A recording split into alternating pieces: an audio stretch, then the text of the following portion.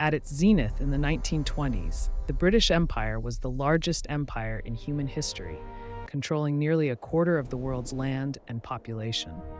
The sun literally never set on British territory. But what if this global superpower had never faded? What if Britain had maintained its grip on its colonies and continued to dominate world affairs into the 21st century? Today, we're diving into an alternate timeline where the British Empire never declined. In our timeline, the British Empire began its slow collapse after World War I, accelerated dramatically after World War II, and by the 1960s, most colonies had gained independence. Economic exhaustion from two world wars, rising nationalist movements, and changing global attitudes toward imperialism all contributed to Britain's retreat from empire. But what if things had gone differently? What if Britain had emerged from the world wars stronger rather than weaker? What if the independence movements had been successfully contained? Let's explore this provocative alternate history. The turning point comes in 1945.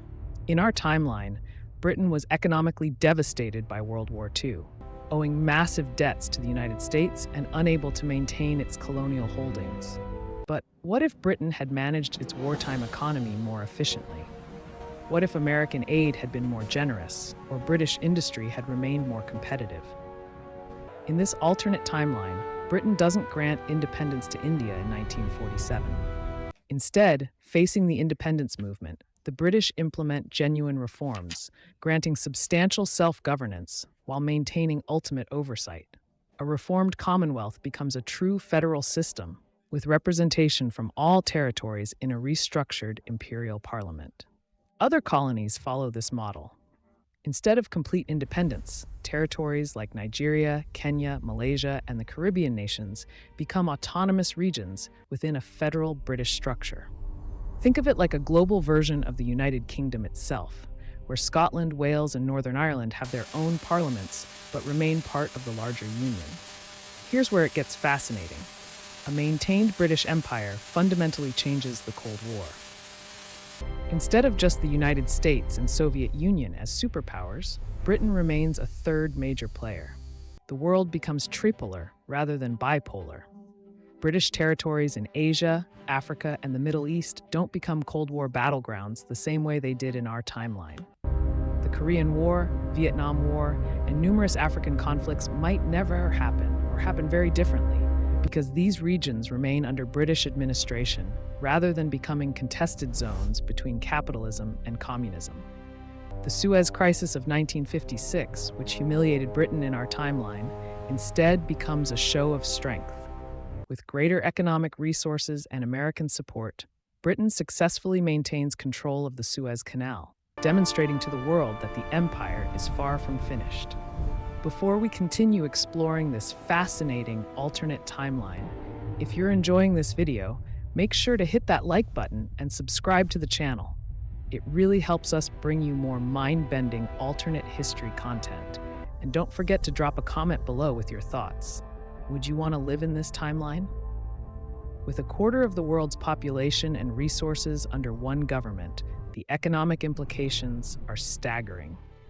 The British Empire becomes an economic superpower rivaling or exceeding the United States. A unified currency system spanning continents creates a sterling zone that dominates global trade. Indian manufacturing, African resources, Middle Eastern oil, and British financial expertise combine into an economic juggernaut. London remains the undisputed financial capital of the world. The European Union might never form because Britain has no interest in European integration when it already has a global empire. Trade barriers between imperial territories don't exist, creating the world's largest free trade zone centuries before globalization becomes a buzzword. This accelerates economic development in colonial territories, though inequality between the imperial core and periphery remains a persistent issue. In this timeline, English isn't just a global language, it's the global language even more than in our world. British educational systems, operating worldwide for over a century, create unprecedented cultural homogeneity. Cricket, tea, and parliamentary democracy are truly universal. However, this cultural dominance comes with significant tension. Independence movements don't disappear. They're merely suppressed or channeled into political reform movements. The empire faces constant pressure from nationalist groups seeking full sovereignty. Britain must continuously balance reform with control, granting enough autonomy to prevent rebellion while maintaining ultimate authority. The technological implications are profound.